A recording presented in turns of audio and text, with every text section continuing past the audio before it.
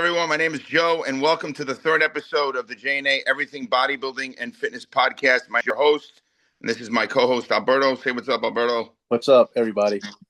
So today we have a pretty cool show today. We're featuring three different bodybuilders from the 90s, and one of them is kind of like late 90s into the early 2000s. We're featuring Andreas Münzer, Hamdullah, and Orville Burke.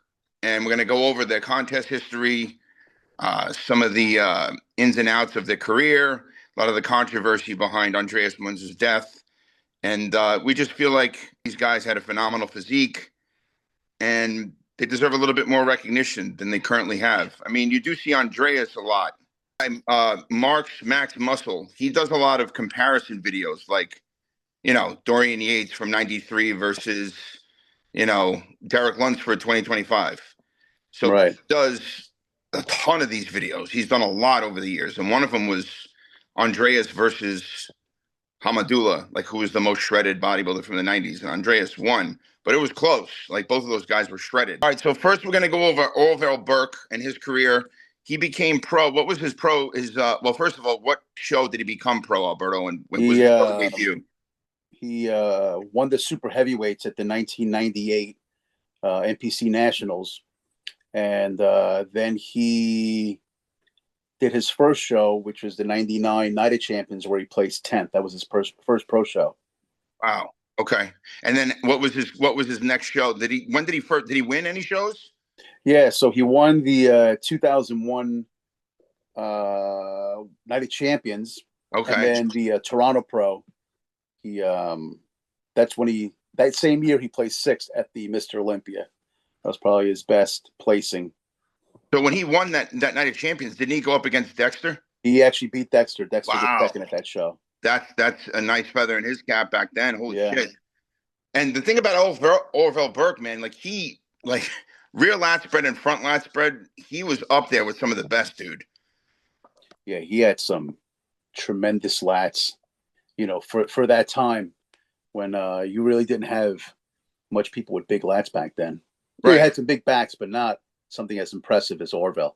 Like his front relaxed pose was unbelievable because his lats were insane. And the weird thing about it is he had very high lats. Yeah. So his insertions were very, very high, but at the same time, it didn't hurt him in a lot of his rear shots. I mean, his rear double bicep looked a little bit narrower, but his rear lat and his front lat and front relax were insane. Yeah. And Sal from Bally's. Sal from Bally's, he did a show back in, I think it was the early 2000s, and Orville Burke was the guest poser. And he said that he was backstage. Sal was pumping up for the night show, and he looked, and he said Orville was like leaning over on something. He said he'd never seen a lat that big in his entire life. He said it looked like half of almost his whole body. His lat was hanging like a giant piece from him just hanging out there.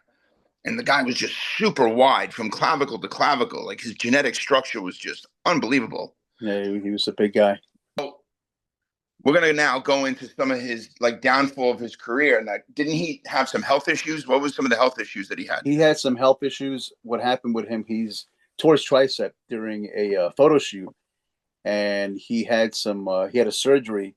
And that's where he he fell into a coma. I think he had a heart attack. Holy that's shit. Where his health went down from there. Never officially retired, but he stopped competing from there on. And last that I heard, I believe he lives in Sweden now. So I think he's been there for many years. This was all from a tricep tear. From a surgery from a tricep tear. They put him under, and while he was under, he had a heart attack, and that caused him to slip into a coma. Right. Yeah. Man, do you think that he had potential? Well, he didn't have potential to beat Ronnie, but do you think he had potential to possibly, if he got better, to beat Jay? No, because there was some stuff structurally wise that Orville, couldn't compare to someone like Jay, who was coming. If you compare Orville to Jay at their first Olympias, right? Jay was he was on point at that show. Well, then also I think Jay was his best after that year when he came back to beat Dexter. That's what I feel. Like his conditioning was just on another Yeah. level. What year was that? 2009 or? Well, he beat Ronnie, and so Ronnie lost his ninth try, right? Yeah, 2006, 2007. He lost in 2008. So yeah, 2009. 2009. Right. Yep. He was, to me, that was his best. He was peeled to the bone. So, So, I mean, Orville did have a good career. I mean, he was a freak. A lot of the bodybuilders back then were looking for, the trend back then was freakiness. right. And I think he had enough aesthetics to still look pretty good as far as his shoulder to waist ratio. He didn't have a gigantic gut. Yeah. His stomach stuck out sometimes, but like as far as like him just in the relaxed position, his shoulder to waist ratio was ridiculous. Actually, not to cut you off, but Orville started competing back in 1982. That's how far back he goes. Competed at it was a New York City Championships back then. Placed third in the medium. I don't know that's what the categories that they had back then. Well, because back then when you had shows like that, it was short, medium, and tall, like Yeah. five and under, or 5'6.5" to 5'8" was medium, and then over 5'9" was tall, something like that. Well, he was like 5'10". But I don't think that couldn't have been NPC, was it? That's research I did. That's what I found. Really? Yeah. And then it took him from 1982 to 98 to get his pro card. Yeah. So over. That shows you how hard it was back then to get a pro card. But he had stopped competing from time to time because his next show was in 86, and then from there 10 years later and 96. Wow. So that was smart of him. It caused him to leapfrog above his competition because it gave him more time to work on his physique. So now we're going to talk about Hamdullah Aykutlu. And he was one of the most shredded pros in the 90s. I don't know if you remember that Night of Champions that Mike Münzer wrote about. Do you remember that one? No, I don't. Skill development. He was talking about how Hamdullah reminded him of like the late 70s, how guys were focused on conditioning, and he was like praising him, like he thought the guy should have placed higher.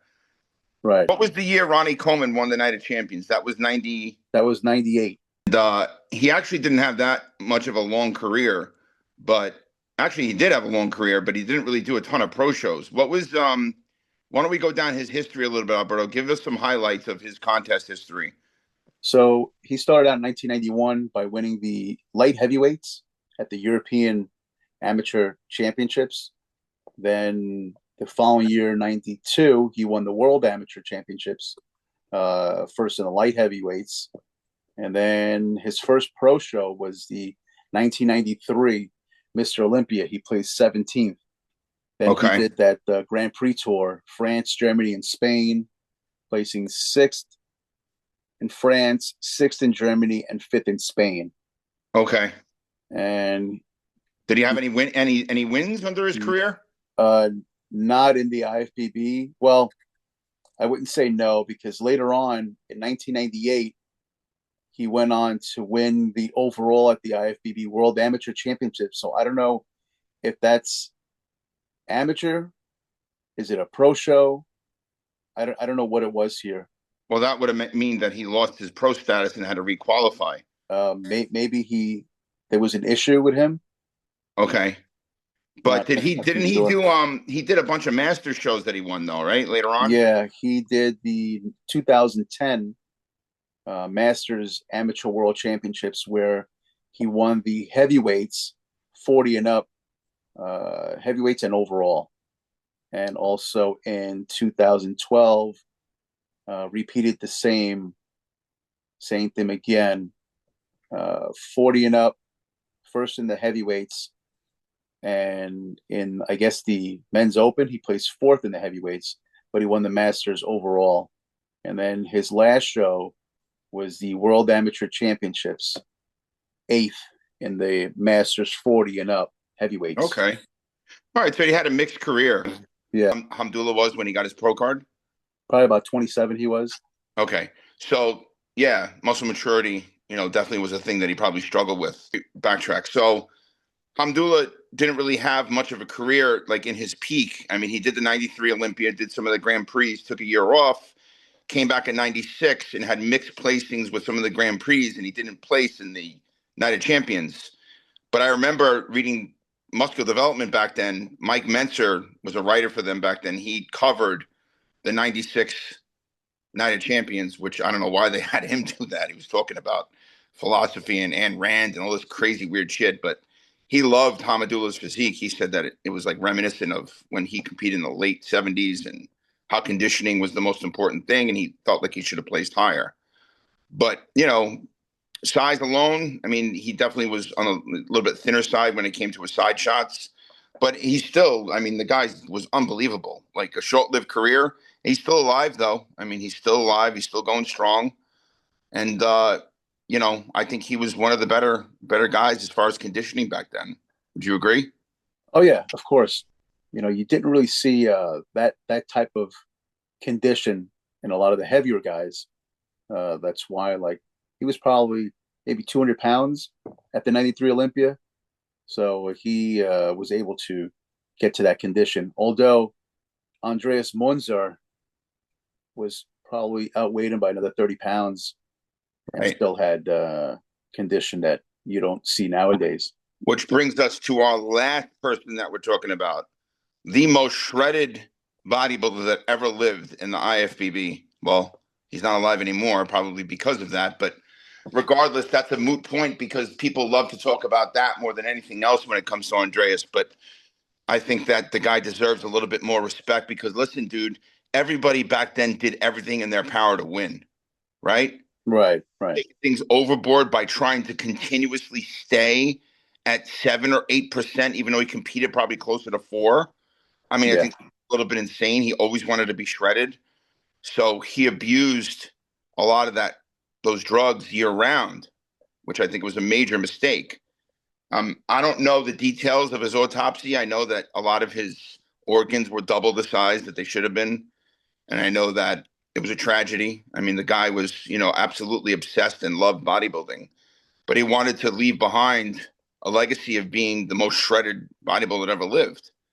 And it's true. I mean, he had some body parts that were just unbelievably shredded, like not an ounce of body fat on him.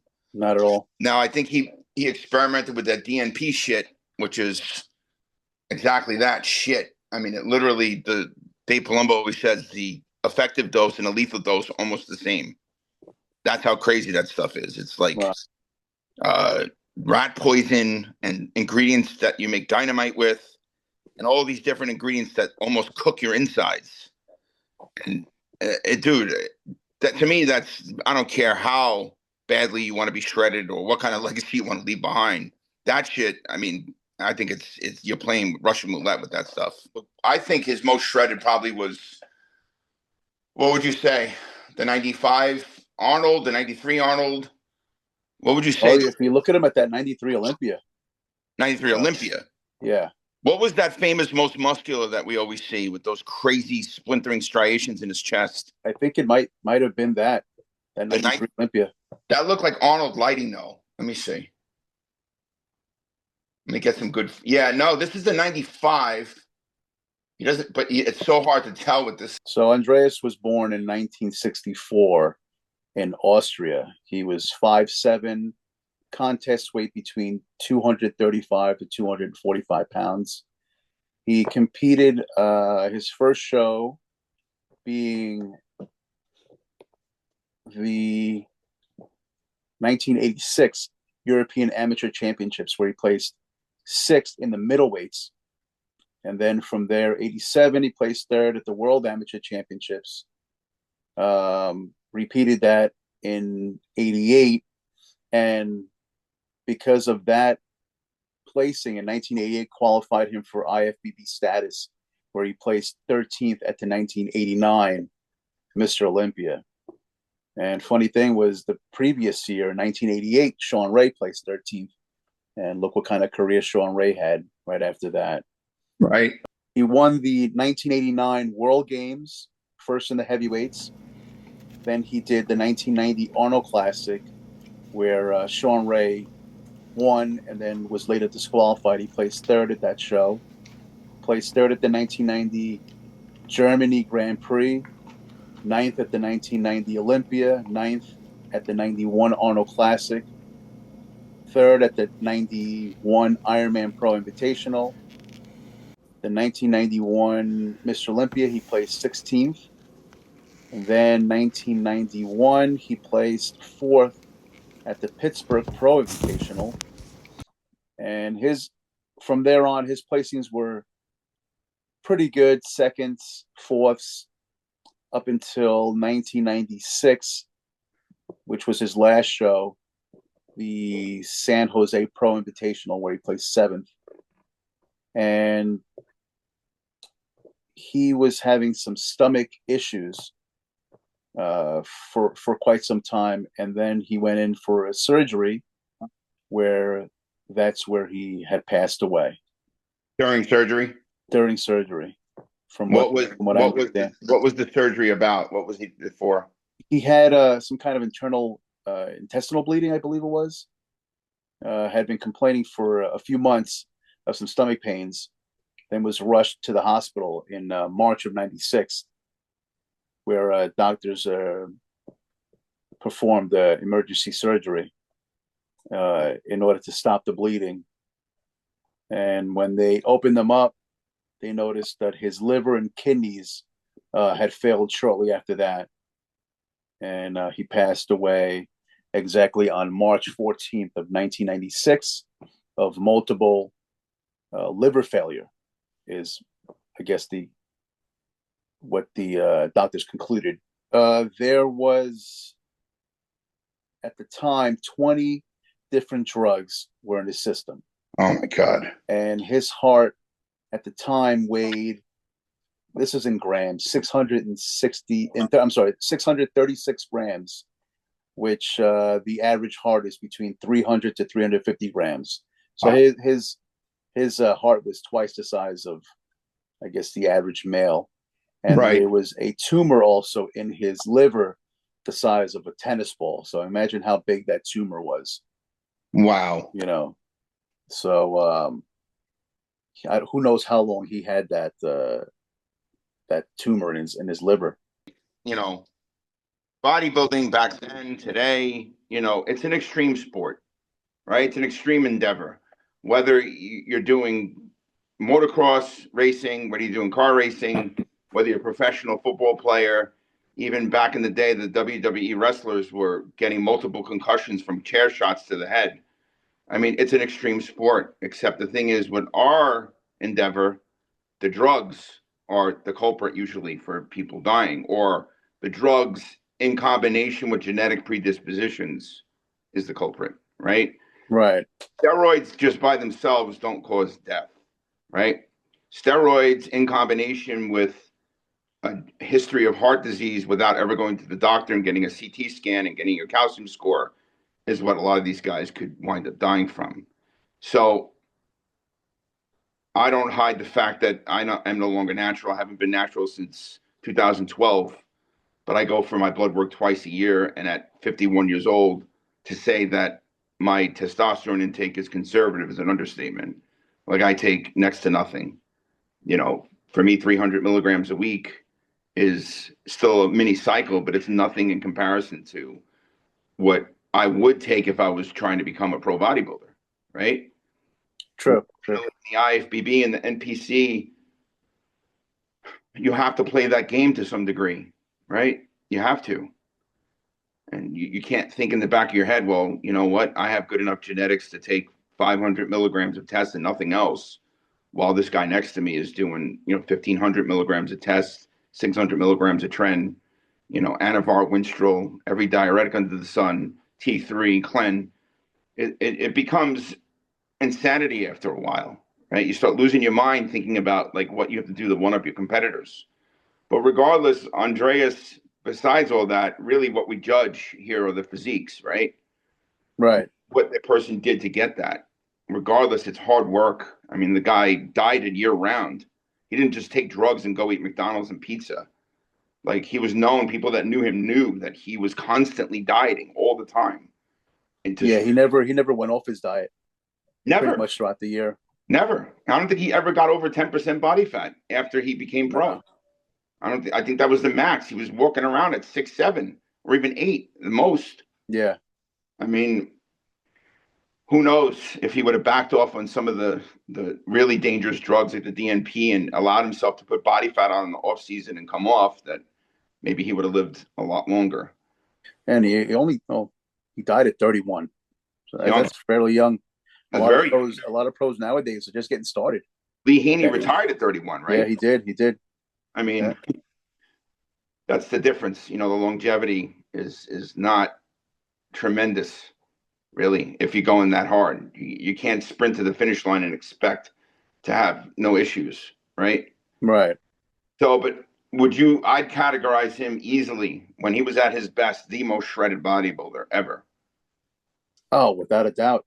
And he was more visible to us because, covers of magazines. He was on American Muscle.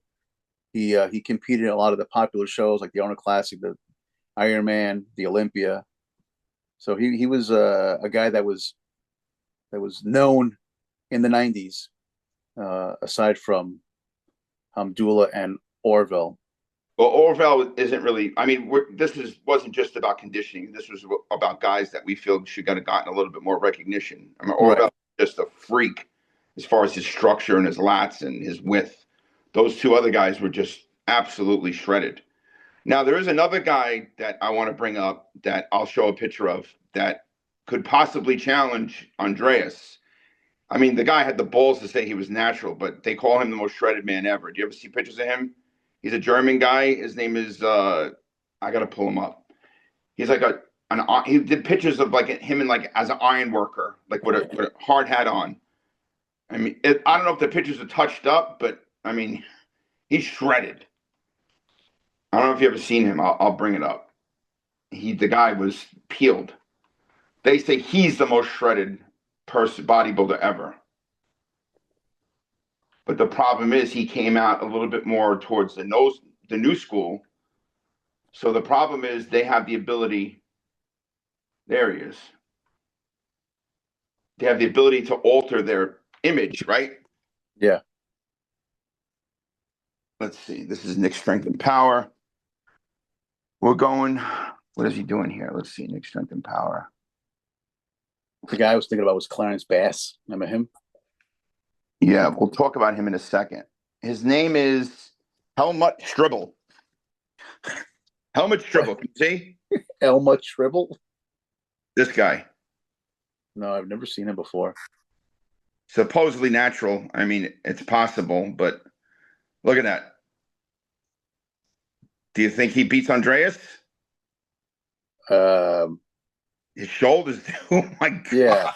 Well, not in size. No, but do you think those pictures are touched up? Maybe. Look at his triceps. Yeah. I mean, that's insane. His serratus and intercostal